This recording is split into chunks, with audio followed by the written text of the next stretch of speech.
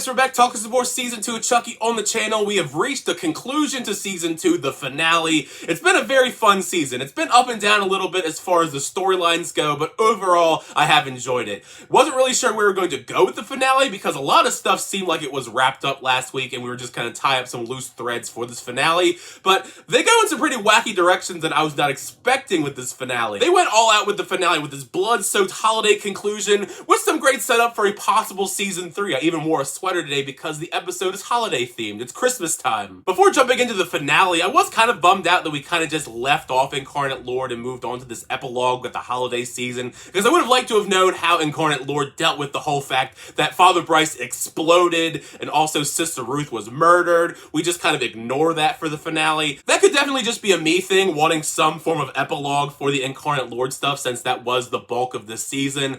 Speaking of that, we finally get some level of explanation on what is Dr. Mixter's purpose in Chucky's plan, what is Chucky's plan, and why is she helping him? Because it just seems kind of out of left field that someone would be helping him this entire time. Turns out, she's just always been Chucky's therapist. Various flashbacks show conversations between them when there was a young Charles D. Ray, all the way up to around Season 1 time, because she was also instrumental in helping Chucky craft out that plan, getting one of the kids to murder someone, all a part of Chucky's plan. So I gotta say, Dr. Mixter is a pretty terrible therapist. I mean, Charles D. Ray is not a great client, but the fact that you went along with all of this for so long makes you kind of questionable. The other big reveal, which I was kind of surprised by, was in that short little interval of time where Dr. Mixter and Chucky are running away as Sister Ruth is holding up Lexi at gunpoint, they swap bodies. So now Chucky is in the body of Dr. Mixter. So that Chucky doll that was gunned down in the hallway by Andy last week was actually Dr. Mixter, which isn't a huge loss. Dr. Mixter was a very odd character that I could have lived with or without.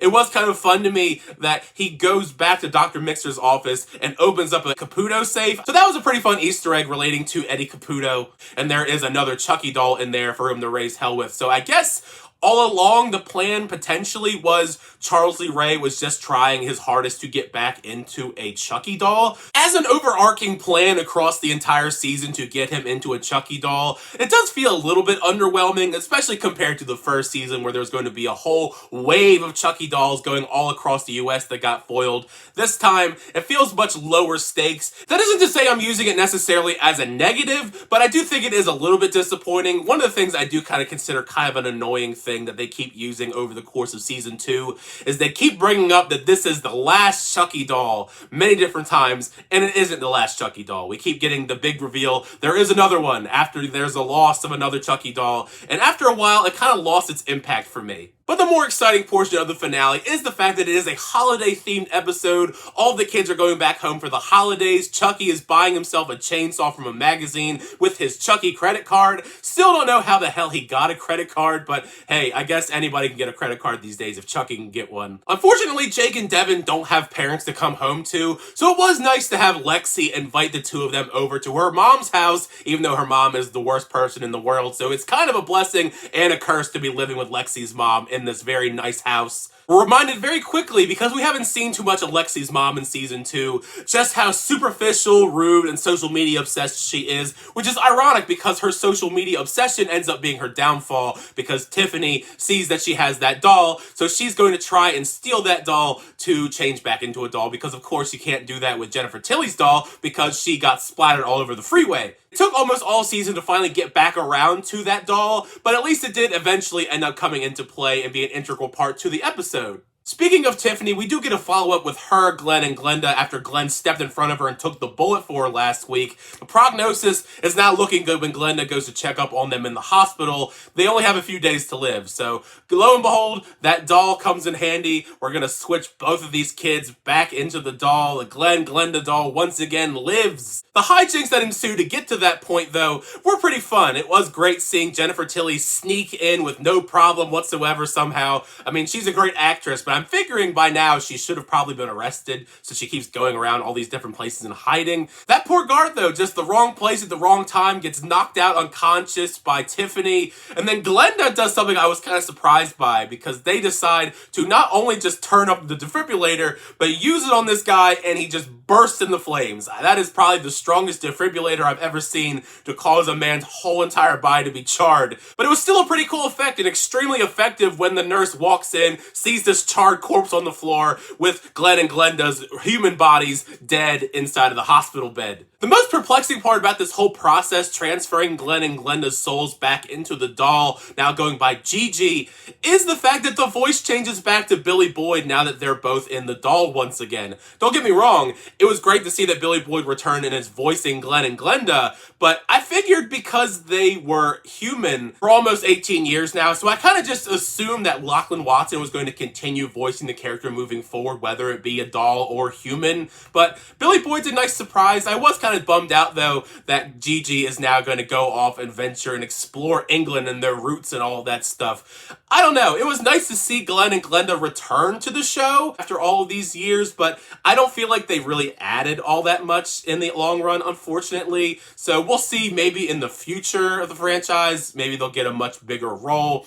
It just felt like, to me, the main goal of their return in this was to pretty much just put them back in the doll. I think all of us can relate to the fact that going home for the holidays is a very stressful experience, whether there's a Chucky doll involved or not. So it's no surprise to me that Jake and Devin continue to get on each other's nerves and argue at the dinner table, because they've been fighting pretty much all season long. Of course, they do eventually make up, but I really would have liked to have seen a lot of this development, not just to the finale, because they have been at odds all throughout the season. But the growth I liked the most, though, over the course of the season, which is kind of surprising because of how much I didn't like the character in season 1, is Lexi. I think Lexi had the best growth and some of the best moments all of season 2, and that continues to shine through this week with the conversations that she has with her mom and the maturity involved, and also the fact that they're all pondering to themselves this reflection if they're going to end up like Kyle and Andy, forever tortured by Chucky's presence, whether he's alive or not.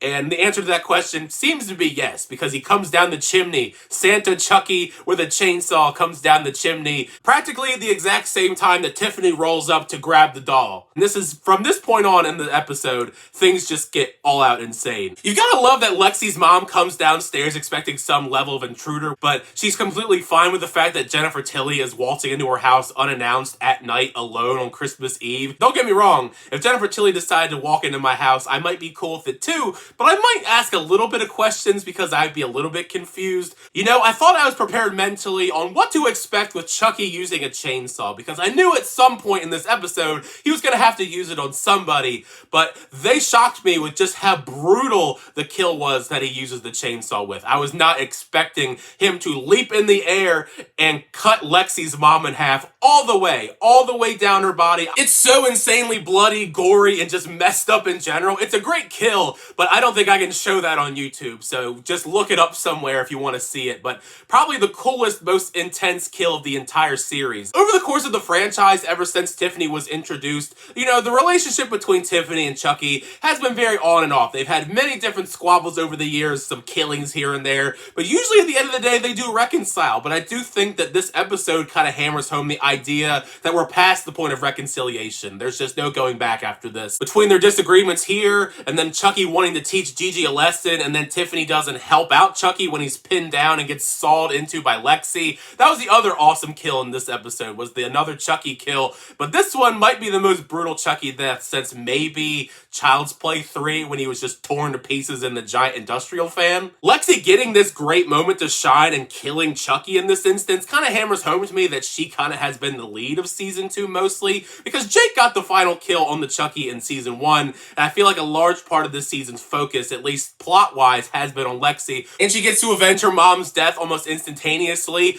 and it seems like with the building blocks set up at the end of this week, she might just be the full-blown lead going into season 3. Just when you thought the series was done throwing curveballs at you in the finale, we get a few more, because it looked like to me after Jake and Devin had stabbed Tiffany and cornered her in the hallway with Lexi, it seemed like this was going to be the end for Tiffany. It turns out, however, Caroline's on Chucky's side, believing everything that he said to her in the past and just kind of pretending to be complacent, and actually leaves with Tiffany. So that is going to be very interesting. I did not see that coming, the Caroline just heel turn just like that. I don't know, it just seems kind of odd to me to have Caroline be a bad guy now, because she seemed like a very sweet girl, but I guess that was kind of the intention of the show.